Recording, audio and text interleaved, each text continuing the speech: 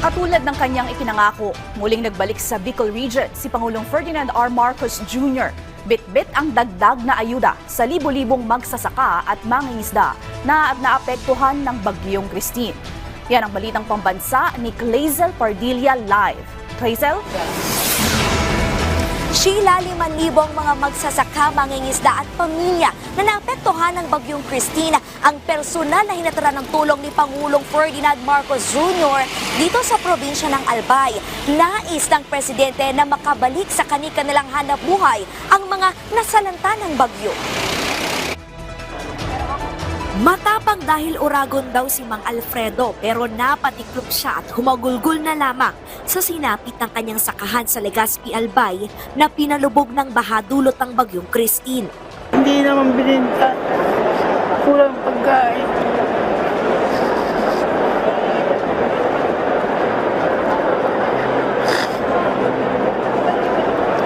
Paano po ngayon yung Pasko niya, sir?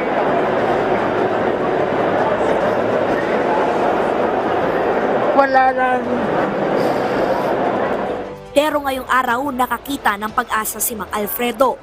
Sa muling pagbisita kasi ni Pangulong Ferdinand R. Marcos Jr. sa Bicol, matapos hagupitin ng Bagyong Christine ang rehiyon, nag-abot ng 50 milyong pisong tulong ang presidente sa probinsya ng Albay.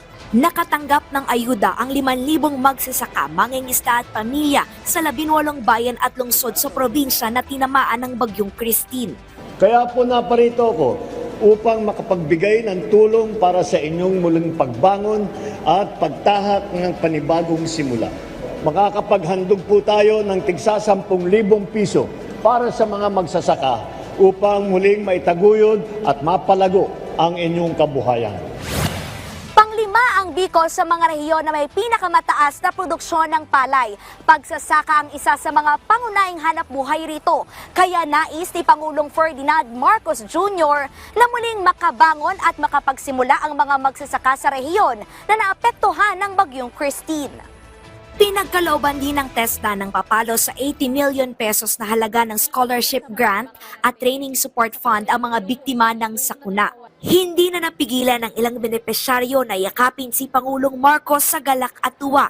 Laking pasalamat nila sa tulong na personal na iniabot ng presidente. Malaking tulong ang 10,000. Magabili na kami ng mga kailangan.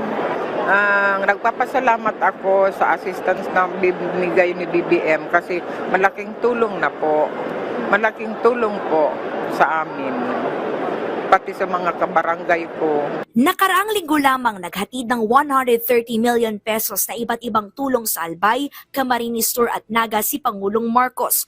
Tinutukan niya ang mabilis na distribusyon ng relief goods at rescue operation. Ngayon na medyo nalampasan na natin yung phase na yon, andito naman tayo para bibigyan ng tulong yung mga nasiraan ng hanapbuhay, lalo na yung ating mga magsasaka at yung ating mga mangingisda.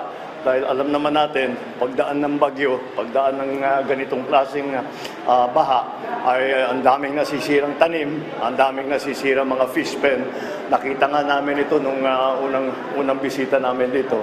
Kaya sabi ko, hindi lamang yung binibigay ng Department of Agriculture, ngunit idadagdag pa natin. Sabi ni Albay Acting Governor Glenda Bungao, patunay ito na prioridad ni Pangulong Marcos ang kapakanan ng mga naapektuhan ng kalamidad, lalo ng mga nasa sektor ng agrikultura. Ang pagbisita po ng ating Pangulo ngayong araw ay isang patunay kung gaano kayo kahalaga aming mga magsasaka at mangingisda. Mr. President,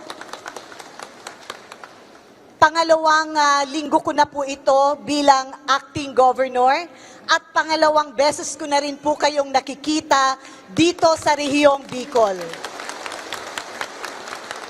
Tunay na inaalagaan niyo po ang mga uragon na Bicolano. Bukod dyan, tinututukan ni Pangulong Marcos ang solusyon sa mga problemang maaring lumitaw dahil sa climate change. Inatasan niya ang DPWH para gumawa ng mga dekalidad, ligtas at matitibay na infrastruktura. Pinadali ang akses sa pondo ng NDRRMC para magamit sa panahon ng emergency at muling naglaan ng pondo para sa Quick Response Fund upang matiyak ang walang patid na tulong sa mga biktima ng Bagyong Christine. Sheila, nangako din si Pangulong Marcos na sisikaping pang maghanap ng pondo mula sa kanyang tanggapan para makapaghatid pa ng karagdagang tulong para sa ating mga kababayan na nakatira sa mga malalayo at liblib na lugar na naapektuhan ng Bagyong Christine. Live mula sa Legazpi, Albay, balik dyan sa studio, Sheila. Maraming salamat, Clazel Pardilla.